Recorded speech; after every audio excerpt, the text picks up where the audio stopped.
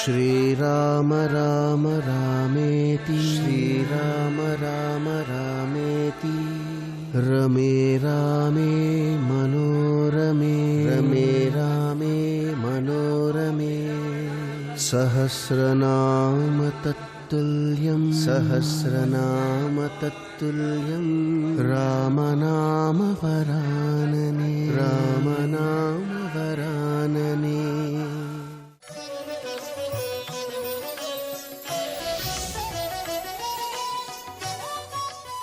రాముడు ఎప్పుడు మాట్లాడినా శాస్త్రమే మాట్లాడతాడు. తన సొంత నిర్ణయాలు చెప్పడు రాముడు. ధర్మాన్ని నిర్ణయించినది శాస్త్రాలు నిర్ణయించేయి, స్మృతులు నిర్ణయించేయి. ఆ స్మృతులు నిర్ణయించినప్పుడు క్షత్రియులకి వేట ధర్మాన్ని నిర్ణయించాయి, యుద్ధ ధర్మాన్ని నిర్ణయించాయి. వేట ధర్మం జంతువుల పట్ల, యుద్ధ ధర్మం సాటి మనుష్యుల పట్ల. ఇప్పుడు నేను ఒక జంతువుని వేటాడేటప్పుడు పరాన్ముఖంగా ఉండగా కొట్టానా, ఎదురుగుండా కొట్టానా, పారిపోతే కొట్టానా, ఇవేవి నాకు అధర్మాన్ని తీసుకురావు. కాబట్టి నీవు నన్ను ఇలా కొట్టామేమని అడిగేటటువంటి అధికారమే నీకు లేదు. అసలు ధర్మం అన్న మాట ఎత్తే అధికారం నీకు లేదు. నువ్వు చాలా ధర్మాత్ముడవైనట్టు మాట్లాడుతున్నావు. కారణం ఏమిటో తెలుసా? నీకేమీ తెలియకపోవడమే కారణం. ఏవముక్తస్తు రామేణ వాలి ప్రవ్యధితో భృజం నదోషం రాఘవే దధ్యౌ ధర్మేధిగత నిశ్చయ ప్రత్యువాచ తతో రామం ప్రాంజలిర్వానరీశ్వర. ఈ మాటలు విన్నట్ట వాలి రెండు చేతులు ఎత్తి కన్నీటితో నమస్కారం చేశాట. అయ్యా, నేను ఎంత తప్పు మాట్లాడానో నాకు అర్థమైంది. రామా, మీరు ధర్మమూర్తి, రాశీభూతమైనటువంటి ధర్మం. ఇది తెలియక నేను ధర్మాత్ముణ్ణనుకుని మీరు తప్పు చేశారనుకుని నా నోటికొచ్చినట్టు వదరాను. అయినా మీరు మహానుభావుడు కాబట్టే మీరు ఒక మాట అన్నారు, నీ మీద నాకు కోపము లేదు, నువ్వు చచ్చిపోయావని నాకు బాధ లేదు, నా కర్తవ్యం పూర్తయింది అన్నారు. నేను ఇన్ని మాటలన్నా మీరు నా మీద ఎందుకు ఖేదపడలేదంటే అజ్ఞాని, ఏమీ తెలియని వాడు. వాడికి ఏ ధర్మం తెలిసని వాడు సరిగ్గా మాట్లాడతాడు. వాడికి ఏం తెలియదు. ఏమీ తెలియని వాడు మాట్లాడితే దానికి నేను చింతిస్తే నా స్థాయి తగ్గుతుంది. కాబట్టి వాడికి ఏమీ తెలియని వాడు మాట్లాడితే దానికి బాధ ఏమిటి? అందుకని మీరు బాధపడలేదని కూడా చెప్పారు. మీరు ఎంతటి ధర్మాత్ములో నాకు ఇప్పుడు అర్థమైంది. కాబట్టి అంజలి ఘటించి మీకు నమస్కరిస్తున్నానని ఒక్కసారి రామచంద్రమూర్తికి సాంజలి బంధకంగా నమస్కరించి ఆయన ధర్మాన్నంతటినీ శ్లాఘించారు. అది రామానుగ్రహం అంటే. కాబట్టి ఇప్పుడు ఎంతో సంతోషించారు. అని తత్రాపి కలుమే దోషం కర్తుం నర్హసి రాఘవ. రాఘవ, నన్ను క్షమించండి. నేను ఇలా పరిధి దాటి మాట్లాడినందుకు మీరు నన్ను క్షమిస్తే నా పాపాలన్నీ ఇక్కడితో సమసిపోతాయి. నేను సంతోషంగా ఊర్ధ్వలోకాలకి వెళ్ళిపోతాను అని నత్వాత్మానం అహం శోచే నతారాం నచ బాంధవాన్ యథాపుత్రం గుణశ్రేష్టం అంగదం కనకాంగదం. ఇంకా ధనేష దారేష పుత్రేష ఉంటుంది కదండి. ధనేష దారేష గెలిచాడు రామదర్శనంతో, పుత్రేష ఉండిపోయింది. నాకిప్పుడు తార గురించి బెంగలేదు, ఈ భూమి గురించి బెంగలేదు, అంటే రాజ్యం గురించి. అంగదం కనకాంగదం, బంగారు కేయూరములు పెట్టుకు తిరగడం అంటే ఇష్టమైనటువంటి నా కొడుకు చిన్నవాడున్నాడే, వాడికి ఏమీ తెలియదు పాపం ఇంకా ప్రవర్తన. రేపు సుగ్రీవుడు రాజవుతాడు, ఎలా ప్రవర్తిస్తాడో తెలియక ఆ సుగ్రీవుని యొక్క శత్రువులతో కలిసి తిరిగితే సుగ్రీవుడికి కోపం వస్తుంది.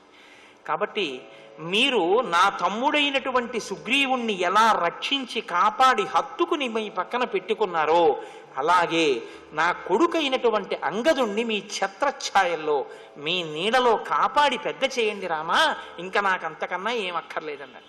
తప్పకుండా నేను నీ కొడుకుని అలాగే కాపాడతాను అని మాటిచ్చారు. మాటిచ్చిన తరువాత మళ్ళీ ఇంకొక మారు క్షమార్పణ చెప్పాడు.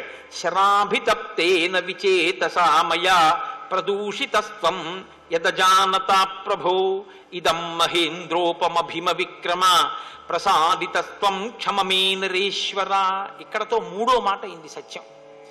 ఆయన అన్నాడు, మహానుభావా, నీవు ఇంద్రుని కూడా నిగ్రహించగలిగినటువంటి గొప్ప బలశాలివి, మహేంద్రుడి వంటి శక్తి సంపన్నుడవు. అటువంటి నువ్వు నా ఎదురుగుండా ధనుర్బాణములతో నిలబడితే తెలియక నేను మాట్లాడిన మాటలు, నేను చేసినటువంటి అపరాధములు, నా పాప కర్మలు అన్నీ కూడా క్షమించి నన్ను కాపాడు, నా అనాచారమును మన్నించు అని నమస్కారం చేశాడు. నమస్కారం చేసి నేల పడిపోయాడు. నేల పడిపోయిన తరువాత ఆ తార పరుగు పరుగున అంతఃపురంలోంచి వస్తోంది. వస్తుంటే ఈ వానరులందరూ ఆవిడికి ఎదురెళ్ళారు. ఏం జరిగింది అని అడిగింది ఆవిడ. పెద్ద కోలాహలం కదండి, వాలి మరణించాడంటే, మరి ప్రభువు మరణించాడు, అప్పటి వరకు ఓటమి నెరగనివాడు. వస్తుంటే వానరులు అంటే ఒక సంఘటన ఒక వ్యక్తి నాలుక మించి ఇంకొక వ్యక్తి నాలుక మీద వెళ్ళేటప్పటికి ఎన్ని రకాలుగా మారిపోతుందో చూపిస్తారు మహర్షి. వానరులు ఏం చెప్పారంటే తారతోటి, క్షిప్తాన్ వృక్షాన్ సమావిద్య విపులాశ్చ శిలాస్తథా వాలీ వజ్ర సమైర్బాణై రామేణ వినిపాతితః. వాలికి ఎదురుగుండా రాముడు వచ్చాడు యుద్ధం చేయడానికి. వాలి చెట్లు పీకి రాముడి మీదకి వేశాడు. రాముడు బాణాలు వేశాడు. రాముడి బాణాలకి చెట్లన్నీ తెగిపోయాయి, కింద పడిపోయాయి. వాలికి అనుచరగణంగా ఉన్న వాళ్ళందరి మీద పగ తీర్చుకునేటటువంటి ప్రయత్నంలో ఉన్నారు. కాబట్టి ఇప్పుడు నువ్వు అక్కడికి వెళ్ళకు, అంగదుడిని తీసుకుని మనం ఎక్కడికన్నా దూరంగా పారిపోవాలి. అక్కడ పరిస్థితి చాలా భయంకరంగా ఉంది, విప్లవం జరిగిపోతోంది, సింహాసనం కోసం కుట్ర జరిగిపోతోంది. ఇన్ని చెప్పారు. అవన్నీ జరిగాయి. అక్కడ అంగదుడిని నేను రక్షిస్తానని రామచంద్రమూర్తి అన్నారు. అంటే లోకం పోకడ ఎలా ఉంటుందో చూపిస్తారు. వానరులు కాబట్టి వాళ్ళు అలా మాట్లాడారంటే అర్థం ఉంది. పుకార్ల మీద ఉన్నంత వ్యామోహం ఇంకా దేని మీద ఉండదు. దానికి తగ్గట్టే ఇప్పుడు ఓ కొత్త ప్రక్రియ కూడా బయలుదేరింది. ఎక్కడ ఏదైనా సరే ఇప్పుడు అక్కడ ఏం జరిగిందో ఒక్కసారి చెప్పండి అనేటటువంటి సాధన సంపత్తులు కూడా వచ్చేసాయి. కాబట్టి ఇక అదే పని, ఇంకా ఏ ఇంద్రియములకు పని లేదు, ఇలా ఉండడమే, నిశ్చేష్టులైపోయి తెలుసుకుంటున్నారు. కాబట్టి వానరులు ఈ మాట చెప్తే తారంది, నా భర్త మరణించిన తరువాత ఈ రాజ్యం ఉంటే ఎవరికి కావాలి, ఊడిపోతే ఎవరికి కావాలి, నాకు వాలి ప్రధానమని ఆవిడ ఆ యుద్ధ భూమిలోకి వెళ్ళింది. వాలి మీద పడింది. చాలా ఘోరమైనటువంటి స్థితిలో శోకించింది ఆవిడ. కానీ తార ఎక్కడ మాట్లాడినా అలాగే ఉంది. ఒక మెరుపు ఆవిడ మాట్లాడితే ఆ శ్లోకాలు అంత దీనంగా విలపిస్తూ కూడా ఆవిడ చాలా చమత్కారంగా చాలా అందంగా మాట్లాడుతుంది. నన్ను కూడా చంపి వాలి దగ్గరికి పంపేయండి. ఎందుకంటే వాలి స్వర్గానికి వెళ్ళిన తర్వాత అంతటి తేజోవంతుడు, అంతటి కీర్తివంతుడు స్వర్గానికి వచ్చాడని మురిషి అప్సరసలు వచ్చి కౌగిలించుకుంటారు. ఆయన నాకు మీ కౌగిలింత అక్కర్లేదు, నా భార్య తార కావాలంటాడు. నేను పక్కన లేకపోతే దిగులు చెందుతాడు, స్వర్గం రుచించదు, అందుకని నన్ను పంపేయండి. ఏ బాణంతో వాలిని చంపావో ఆ బాణంతోనే నన్ను చంపే. ఎందుకంటే ఆడదాన్ని చంపడమా అని ఆలోచిస్తున్నావేమో. భార్య భర్త శరీరములు వేరేమో కానీ వాళ్ళు శాస్త్రంలో ఒకటే. నీకు ధర్మం మీద నమ్మకం కదా, ఆ బాణంతోనే నన్ను చంపేస్తే, భార్యాభర్తలని కలిపి చంపేస్తే ఒకళ్ళనే చంపినట్టు అవుతుంది. పైగా లోకంలో దానాలన్నింటిలోకి శ్రేష్టమైన దానం ఏమిటో తెలుసా? భార్యాదానమే.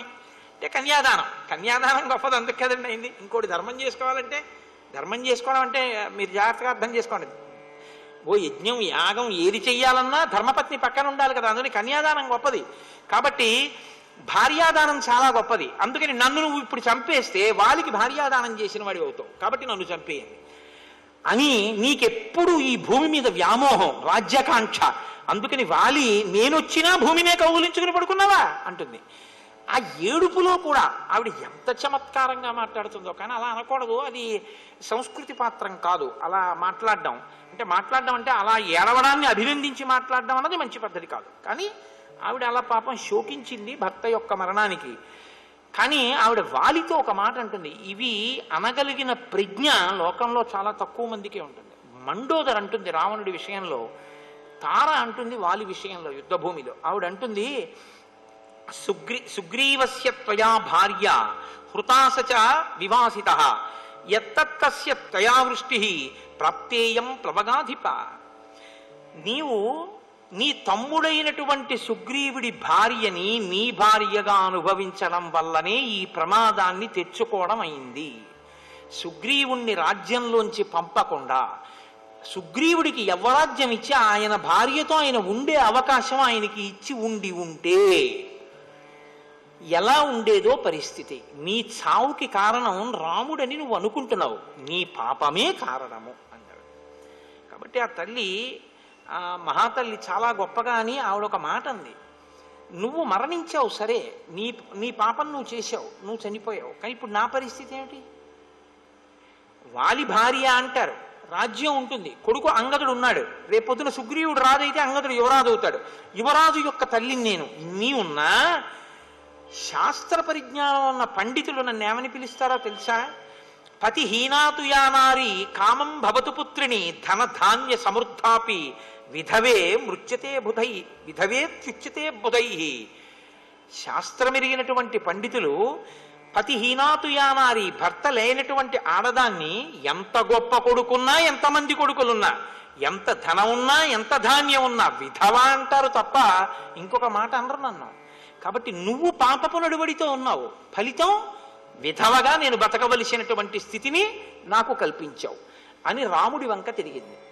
రాముడి వంక తిరిగి రామునిలో ఉన్న తేజస్సు గుర్తించినప్పుడు కూడా ఆవిడ బహుశः పూర్వపుణ్యము యొక్క బలం చేత తార అలా చెప్పగలిగింది తప్ప అన్యులకు అది సాధ్యం కాదు. అలా పసికట్టినా అలా వాక్కులలో ఆవిష్కరించలేరు. అందులో అటువంటి దీనస్థితిలో ఆవిడంత గొప్పగా మాట్లాడింది. త్వమప్రమేయశ్చ దురాసదశ్చ జితేంద్రియశ్చోత్తమ ధర్మకశ్చ అక్షీణకీర్తిశ్చ విచక్షణశ్చ క్షితి క్షమావాన్ క్షతజోపమాక్షః. నీవు రామ త్వమప్రమేయశ్చ దురాసదశ్చ, నీ యొక్క శక్తిని ఊహించడం ఎవరికి సాధ్యం కాదు. భగవంతుడి యొక్క శక్తిని ఎవరు ఊహిస్తారండి? జితేంద్రియశ్చోత్తమ ధర్మకశ్చ, నువ్వు ఇంద్రియములను జయించినటువంటి వాడివి. ఉత్తమ ధార్మికశ్చ, నువ్వు చాలా ఉత్తమమైనటువంటి ధార్మికుడవు. ఇంద్రియములను గెలవడం వేరు, ఇంద్రియములను అణచడం వేరు. మీరు ఈ రెండింటికి తేడాని తెలుసుకోవాలి. ఇంద్రియములను అణిచినటువంటి వాళ్ళు రామాయణంలో ఉంటారు, ఇంద్రియములను గెలిచిన వాళ్ళు రామాయణంలో ఉంటారు. ఇంద్రియములను అణిచినవాడు రావణాసురుడు. ఇంద్రియాలని అణచడం అంటే ఏమిటో తెలుసా అండి? త్రాచుపాము యొక్క తల మీద పాదాన్ని పెట్టి కూర్చోవడం. కానీ లేచాడనుకోండి పాము కరిచేస్తుంది. ఇంద్రియాలు కొంతసేపు బయట వ్యామోహంతో తిరగకుండా తిప్పి అట్టే పెడతాడు. దానివల్ల బ్రహ్మగారి అనుగ్రహాన్ని పొందాడు, వరాలు పొందాడు. లేచాడు, ఇంద్రియాలన్నీ విజృంభిస్తాయి. కాబట్టి ఇప్పుడు ధర్మాన్ని వదిలేస్తాడు. ఇంద్రియాలు ఎటు తిరుగుతున్నాయో అటు తిరగడం మొదలు పెడతాడు. అధార్మికమైన ప్రవర్తన వైపు పెడతాడు. ఇంద్రియాల్ని గెలవడం అంటే ఏమిటో తెలుసా అండి? తాను ధార్మికంగా అనుభవించకూడదు అన్న సుఖం తన కన్నుల ముందు కనపడి తనని కోరుకున్నా తాను ఆ సుఖాన్ని అనుభవించాడు. ఎందుకంటే శాస్త్రం అంగీకరించదు కనుక. ఆయన ఇంద్రియముల యందు కాని మనస్సు యందు కాని వికారము కలగదు. అలాంటి వాడు ఇంద్రియములను గెలిచినవాడు. కాబట్టి జితేంద్రియశ్చోత్తమ ధార్మికశ్చ, నువ్వు ఇంద్రియములను గెలిచినటువంటి వాడివి, ఉత్తమమైనటువంటి ధార్మికుడివి. అక్షీణ కీర్తిశ్చ విచక్షణశ్చ, నీ కీర్తి క్షీణించదు. తెలియక వాలి ఏదో అన్నాడు, నీ కీర్తి మాసిపోయింది వాల్టితోనని. అక్షీణ కీర్తిశ్చ విచక్షణశ్చ, నీకు యుక్తాయుక్త విచక్షణ బాగా ఉన్నవాడివి. క్షితి క్షమావాన్, భూమికి ఎంత ఓర్పు ఉందో అంత ఓర్పు ఉన్నవాడివి. క్షతజోపమాక్ష, ఎరుపు జీరలు తీరి రక్తం ఎలా ఉంటుందో అటువంటి కందులు ఉన్నటువంటి వాడివి, అంత అందగాడివి. త్వమాప్త బాణాసన బాణపాణి మహాబల సంహననోపపన్న మనుష్య దేహాభ్యుదయం విహాయ దివ్యేన దేహాభ్యుదయేన యుక్త. నువ్వు ఆ ధనస్సు పట్టుకుని బాణాలు తూణీరం కట్టుకుని ఇలా నిలబడితే తార వచ్చేటప్పటికి ఆయన దాని మీద వాలి ఉన్నాడు ఇలాగా ఆ ధనస్సు మీద. నువ్వు నిలబడితే నీ అవయవ సంఘాతముందే, నీ శరీరంలో అవయవాల యొక్క పొందిక, దాన్ని చూస్తుంటే అది ఒక మనుష్య శరీరానికి ఉండేటటువంటి అవయవముల యొక్క పొందిక కాదు, అది దేవతల యొక్క శరీరపు కాంతులు నీ శరీరపు కాంతులలో కనపడుతున్నాయి. కాబట్టి నువ్వు సాక్షాత్ ఈశ్వరుడవు అని ఆవిడ రామచంద్రమూర్తి యొక్క వైభవాన్ని కీర్తించి ఆమె తాను కూడా సహగమనం చేస్తానని. లోకంలో ఒక పోకడ ఒకటి ఉంటుంది. ఇంత చంపించేసినటువంటి సుగ్రీవుడు అన్నాడు, పాపం నేను ఎప్పుడు కనపడినా మా అన్నయ్య చెట్టు కొమ్మలతో కొట్టి ఇంకెప్పుడు రాకని తరిమేసేవాడు తప్ప చంపలేదు, నేను మాత్రం మా అన్నయ్యని చంపించేశాను, అలాంటి తమ్ముడు లోకంలో ఉండడు. ఇప్పుడు చనిపోతున్నటువంటి అన్నయ్యని చూసిన తరువాత నాకు ఎంత మాత్రమూ కూడా ఈ రాజ్యాన్ని తీసుకోవాలని లేదు. అందుకని ఋష్యమూక పర్వతం మీదకి వెళ్ళిపోయి కందమూలాలు తింటూ ఉంటాను, అక్కడే ఉంటాను, అంగదుడికి రాజ్యం ఇచ్చేయండి, అన్నయ్యని చంపి పాపం మూట కట్టుకున్నాను, తారావిలాపం చూస్తే నా హృదయం కదిలిపోతోంది అన్నాడు. చిత్రం ఏమిటో తెలుసా అండి? రాముడు ఇచ్చాడు. ఇది రాముడి హృదయం అంటే. అందుకే శ్రీరఘురామచారు తులసీదళదామ సమక్షమాది శృంగార గుణాభిరామ త్రిజగన్నుత శౌర్య రమా లలామ దుర్వార కబంధ రాక్షస విరామ జగజ్జన కల్మషార్ణవోత్తారక రామ భద్రగిరిదాశరథి కరుణాపయోనిధి అంటాడు రామదాసు గారు. ఆయన మహానుభావుడు, ఎదుటివారి కల్మషాన్ని కడుగుతాడు. తన స్నేహితుడు అగ్నిసాక్షిగా స్నేహం చేసుకున్నటువంటి ఆ సుగ్రీవుడు అన్నగారు చచ్చిపోయారని ఏడిస్తే ఆ ఏడుపుకి తాను ఏడ్చాడు. ఏడ్చి ఇంకా ఆయన మరణించలేదు, అంగదుణ్ణి సుగ్రీవుడికి అప్పజెప్పాడు. అప్పజెప్పి వీడి తెలిసి తెలియక చిన్నతనం ప్రవర్తిస్తే నువ్వు రక్షించు, కాపాడు అని యవ్వరాజ్య పట్టాభిషేకం చెయ్యమని కోరి సుగ్రీవుడితో ఒక మాట అన్నాడు. ఈ మాల నా మెడలో ఉన్నంతకాలం నా ప్రాణం పోదు, కాబట్టి ఈ మాల వహిస్తుంది నా యొక్క పరాక్రమాన్ని, తేజస్సుని, ప్రాణాల్ని. కాబట్టి ఈ మాల తీసి నీ మెడలో వేసేస్తాను, దగ్గరికి రమ్మన్నాడు. సుగ్రీవుడు వచ్చిన తర్వాత తన మెడలో ఉన్నటువంటి మాల తీసి సుగ్రీవుడి మెడలో వేసి భయంకరంగా పళ్ళు బయట పెట్టి కనురెప్పలు పెద్దవి చేసి గుడ్లు పైకి పెట్టి మరణించాడు అని రాశారు వాల్మీకి మహర్షి. అంత ఘోరమైనటువంటి చావు చచ్చిపోయాడు. రామబాణపు దెబ్బ అప్పుడు తెలిసింది ఆ మాల తీసేయగానే. అప్పటి వరకు అది ఓర్చేటట్టు చేసింది. మరణించాడు, ఏడ్చారు. లక్ష్మణమూర్తి ఆదేశించారు, వెళ్ళారు. ఒక పెద్ద శిబిక ఒకటి తీసుకొచ్చారు, అందులోకి ఈ పార్థివ శరీరాన్ని ఎక్కించారు. తారాదులు కూడా వెనకాతల వెళ్ళారు. వాళ్ళ ఆచారం ప్రకారం రుద్రభూమిలో దాన్ని కట్టెల మీద పడుకోబెట్టి చందన కాష్టముల యందు పడుకోబెట్టి నీ పోసి సమంత్రకంగా అంగదుడు అగ్నికి ఆహుతి చేసేసాడు వాలి శరీరాన్ని. అక్కడతో వాలి నిహతుడైపోయాడు. ఇప్పుడు ఇది పూర్తయిపోయిన తరువాత దానికి సంబంధించిన అంత్యేష్టి సంస్కారం అంతా పూర్తయిపోయింది. మీరు శ్రీరామాయణంలో తప్పకుండా గమనించవలసిన విషయం ఇది. ఎప్పుడైనా సరే, ఎంత నీచుడైనా సరే, ఒకసారి చచ్చిపోతే మాత్రం ఆ శరీరాన్ని అలా వదిలేడు రాముడు. నిజంగా రాముడు ఇంత పాపము నడువడి కలిగిన వాడు అవతల పారాయణ అనొచ్చు, అలా అనడు. అంత్యేష్టి చేయిస్తాడు. ఒక మనిషి చనిపోతే అంత్యేష్టి సంస్కారం చెయ్యడం ఎంత అవసరమో, ఎవరూ లేనటువంటి అనాథగా ఎవరైనా మరణిస్తే అటువంటి శరీరానికి అంత్యేష్టి సంస్కారం చేయడం ఎంత గొప్పదో. కలియుగంలో అశ్వమేధయాగం లేదు, అనాథ ప్రేత సంస్కారమే అశ్వమేధయాగం. కాబట్టి దాని గొప్పతనం ఏమిటో రామచంద్రమూర్తి 1కి 10 మార్లు రామాయణంలో నిరూపిస్తుంటారు. అందుకే ఆ వాలి యొక్క శరీరానికి కూడా అంత్యేష్టి సంస్కారం చేయించి మళ్ళీ ఆ ప్రశ్రవణ పర్వత శిఖరపు గుహ యందు కూర్చున్నారు. హనుమదాదులు సుగ్రీవుడు వెళ్ళారు ఆయన దగ్గరికి. వెళ్ళి అన్నారు, భవత్ ప్రసాదాత్ సుగ్రీవ పితృపైతామహం మహత్ వానరాణాం సుదుష్ప్రాప్తం ప్రాప్తో రాజ్యమిదం ప్రభో భవతా సమనుజ్ఞాత ప్రవిశ్య నగరం శుభం సంవిధాస్యతి కార్యాణి సర్వాణి ససుహృజ్జన స్నాతోయం వివిధైర్గంధై ఔషధైశ్చ యథావిధి అర్చయిష్యతి రత్నైశ్చ మాల్యైశ్చ త్వాం విశేషతః ఇమాం గిరిగుహాం రమ్యాం అభిగంతుమితోర్హసి కురుష్వ స్వామి సంబంధం వానరాన్ సంప్రహర్షయన్. హనుమ సుగ్రీవుడు ఇతర వానర ప్రముఖుల్ని తీసుకుని ఆయన కూర్చున్నటువంటి పర్వత గుహ దగ్గరికి వెళ్ళి రాముడితో అన్నారు, వాలి వధ పూర్తయిపోయింది, ఇది తాత ముత్తాతల నుంచి సంక్రమిస్తున్నటువంటి వానర రాజ్యపు సింహాసనం కనుక ఇప్పుడు సుగ్రీవుణ్ణి ఆ పట్టాభిషేకం చేసి ఆ సింహాసనం మీద కూర్చోపెట్టాలి, అంగదుడికి యవ్వరాజ్యం ఇవ్వాలి. రామచంద్ర ప్రభో మీరు కూడా బయలుదేరి కిష్కింధానగరంలోకి వచ్చి అంతఃపురంలో ఈ పట్టాభిషేకాన్ని వైభవంగా జరిపించవలసింది అన్నారు. అంటే రామచంద్రమూర్తి అన్నారు, 14 సమాహ సౌమ్య గ్రామం వా యదివాపురం న ప్రవేక్ష్యామి హనుమన్ పితుర్నిర్దేశపాలక. అది పట్టాభిషేకమే కావచ్చు, కానీ మా నాన్నగారు నన్ను 14 ఏళ్ళు అరణ్యవాసం చేయమన్నారు. అందుకని నేను అది నగరమా జనపదమా, నేను దాని లోపలికి మాత్రం రాను, నేను ఊరు బయటే ఉంటాను. అరణ్యంలో నాకు ఈ పర్వత గుహ చాలు, నేను ఈ గుహలో ఉంటాను.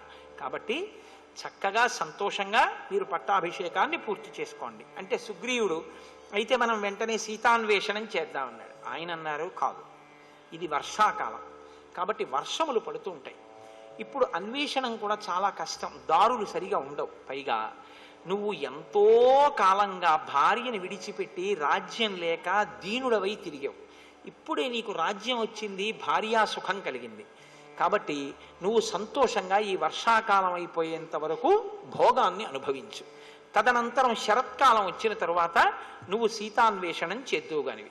ఇతరుల యొక్క సుఖాన్ని, ఇతరుల యొక్క సౌకర్యాన్ని ముందు ఆలోచిస్తాడు రామచంద్రమూర్తి. ఆ వానలు పడితే ఆవిడకి వెళ్తాయి లేదు, వానరాలు అవతల సీతమ్మ ఏమైపోయిందో, ఈయన పని అయిపోయింది కదా అని అలా కాదులే, వెళ్దాం పద, బయలుదేరు, ఏం పర్వాలేదు, హనుమ వెళ్ళలేరా, నువ్వు వెళ్ళలేవా అనరు.